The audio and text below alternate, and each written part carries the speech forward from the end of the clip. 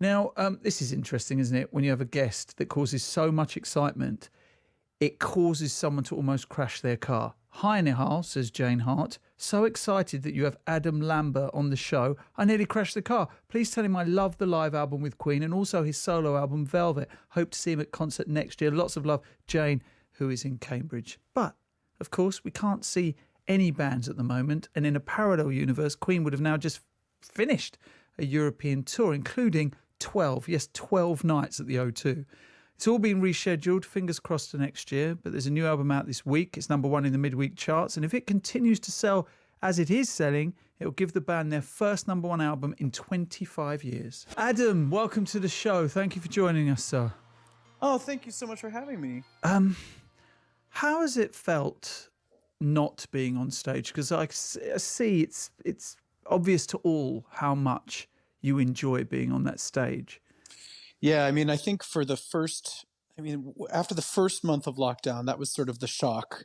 And once that wore off, I have to say, I'm usually pretty busy. So a couple months of nothing to do was kind of interesting, but now it's gone on way too long. I do miss it. I feel like I'm missing a part of my battery power. How are you with yourself? Because, of course, with the schedule that you have, I guess you don't get that much time to just be with yourself. Yeah, I mean, I do like spending time alone to sort of recharge. But, like when I'm on tour, very easy to do by just, after the show, sort of retreating to my hotel room and drinking my water and watching my shows. And, I get that time that I need. But months on end, it's a bit of a different story. So, okay, you got together presumably on Zoom. You're all in different parts of the world. And what was the conversation that was had that led to this album? This conversation sort of came out of there was a watch party that was put together on YouTube, and that was sort of a highlights of some of the footage that we had over the years, and that led to a conversation of, you know what, why don't we go further into this and figure out a full album and an accompanying concert DVD.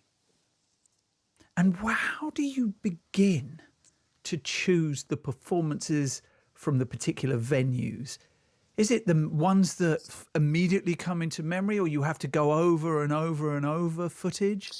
Yeah, there were a few that we could remember off the top of our heads. I think Who Wants to Live Forever at Isle of Wight was one that we knew right away that we wanted to use because it was just a very poignant evening.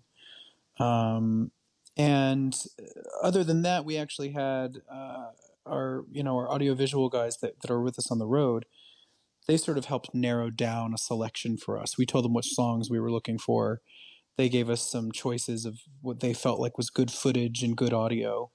And we employed the democratic process. We got on email and we sort of compared notes and picked the ones we wanted. Roger and Brian's votes count for more than mine, and that's okay. Yeah, fine. You've come to terms with that over the years. Yeah. Absolutely, 100%, no problems whatsoever. I'm just happy to be heard from time to time. Yeah, and that's what's great is that it really is it does feel like a collaborative effort, and it's a really wonderful situation that we're in. It must be quite interesting to have a conversation about people's different perceptions of what a night was like, because you're all experiencing it in different ways, aren't you? Absolutely. And we're all listening, first and foremost to our individual parts that we contribute. I'm picking apart the vocal always, and I'm always a bit hard on myself. Brian is very careful with the guitar work, obviously, and Roger with the drums. So, we have our biases, but I think with this selection, one of the criteria was, let's pick the performance that best captures sort of the magic of the live experience. It doesn't have to be perfect, but it just has to have a vibe. And what is that vibe? I mean, is that a vibe purely about how you guys interacted on stage that night? Is it about the crowd reaction? Is it about the lighting, the set? What is it? It's kind of all of it. It's hard to put your finger on it. You just kind of know when you know. Like, you listen to 3 performances and you're like, I like that one. You know what I mean? Yeah. I think when you start to overanalyze it, that's when you actually don't have a good instinct. It's about trusting just that impression.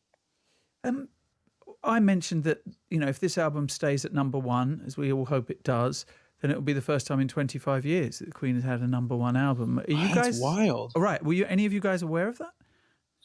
We've been keenly aware of it this week. That once it was pointed out, everyone went, "Oh."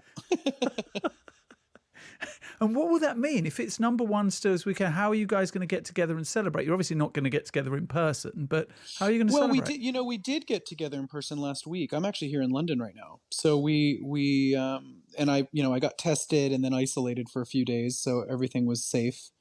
And we got together to do sort of a live Q&A and some promotional video and stuff for this album. And it was great to see them because it has been since February that we've seen each other. Superb. Look, Adam, thank you very much indeed for coming on the show. Oh, thank you. I appreciate it. Good to speak to you. Thank you. Oh, thank you.